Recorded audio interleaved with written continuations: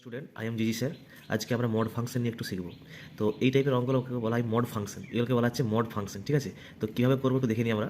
তো এই mod function করার আগে আমাকে এই মডটাকে একটু ভেঙে নিতে হয়, মডটাকে। ঠিক আছে, তো এক্স প্লাস থ্রি তার মড, তাই তো। তো এটা মানে কি, এইটা মানে হচ্ছে দুটো ভ্যালু আছে, এটা হচ্ছে এক্স প্লাস থ্রি কখন, যখন x plus three greater than zero. আবার এক্স প্লাস থ্রি তার আগে একটা মাইনাস হবে কখন, যখন x plus three less than equal to zero. ঠিক আছে, তো দেখো, তো আমরা এই অঙ্ক ভাঙার জন্য কী করবো, x plus three equal to zero করে নেবো। আমরা ব্রেকিং পয়েন্টটা বের করবো, ব্রেকিং পয়েন্টটা।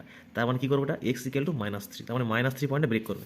তাহলে তুমি একটু দেখে নাও কী করছি আমরা, মাইনাস সিক্স থেকে হচ্ছে মাইনাস থ্রি হবে।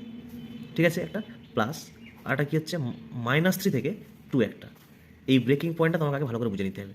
এবার কী করবো, মড এক্স প্লাস থ্রি যা আছে বসিয়ে দাও, এটাও মোড এক্স প্লাস থ্রি যাচ্ছে বসে। তো এবার সমস্যা হচ্ছে কি, এটা প্লাস দেবে না মাইনাস দেবে, এটা প্লাস দেবে না এটা মাইনাস দেবে, বুঝতে পারি না, তাই তো। এটাই সমস্যা হয়। তো তুমি এক কাজ করবে, তুমি দেখো এটা নাম্বার লাইন, এটা হচ্ছে জিরো, এটা plus one plus two plus three, এটা minus one minus two minus three. তো তুমি কী করবে দেখো, এই যে মড আছে না এক্স প্লাস থ্রি, তো তুমি এক কাজ করো, তুমি এটা মাইনাস সিক্সের মানে লোয়ার লিমিটটা দিয়ে আমরা কাজ করো, লোয়ার লিমিটটা। তো মাইনাস সিক্সের কাছাকাছি ভ্যালু নাও, তাহলে মাইনাস সিক্সের কাছাকাছি ভ্যালু কী হবে, minus five point nine, minus five point nine.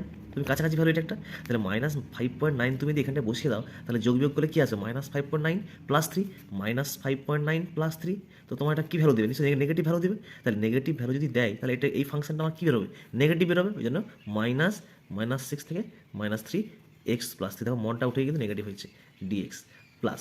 এবার দেখো মাইনাস থ্রি থেকে টু, এবার এক্স প্লাস থ্রি, তাহলে লোয়ার লিমিটটা নিয়ে কাজ করবো আমরা। তাহলে মাইনাস থ্রির কাছাকাছি দুই পয়েন্ট মান নাও, কাছাকাছি মান, তাহলে মাইনাস থ্রির কাছাকাছি মান কী হবে, মাইনাস টু পয়েন্ট নাইন। তাহলে minus two point nine, two point nine plus three. তুমি দেখো এটা পজিটিভ মান দিচ্ছে, কারণ তিন হচ্ছে বড়ো, তাহলে এটা পজিটিভ মান দিলে এই ফাংশনটার মানও পজিটিভ হবে। ওই জন্য কী হচ্ছে, এক্স প্লাস থ্রি বসে দিচ্ছি। এবার কী জিনিস, এবার কিছুই নয়, মাইনাস এক্সের ইন্টিগ্রেশন কী হয়, X square by two plus three X, three integration three into X integration কী হবে, থ্রি এক্স প্লাস।